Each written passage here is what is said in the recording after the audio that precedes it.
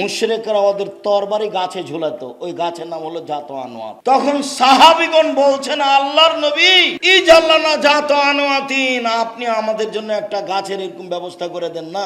ওরা ওই গাছ থেকে সুবিধা ভোগ করে, আমাদের জন্য একটা গাছ নির্ধারণ করে দেন, সেই গাছে আমরা তরবারি ঝুলাবো, তাহলে আমরা যুদ্ধে জয় হবে, সেখানে একটা বরকত হবে। তখন আল্লাহ রাসূল বলছেন, এই কি কথা? এটা তো হলো মুসার সম্প্রদায়ের মতো কথা। মুসার সম্প্রদায় বলেছিল ওদের যেমন মাবুদ আছে, মুসা আপনি আমাদের এই জন্য মাবুদ করে দেন, সরস্বতী, ভগবতী, কালী, দুর্গা, লাত, মানাত, উজ্জা। কালীকে বলবো সিজদা করার সময়, বিচার মাঠে আল্লাহকে বলে পার করে নিও।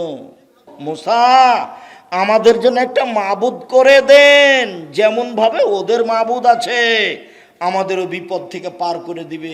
লা হাওলা ওয়ালা কুওয়াতা ইল্লা বিল্লাহ, নাউযুবিল্লাহি মিন যালিক।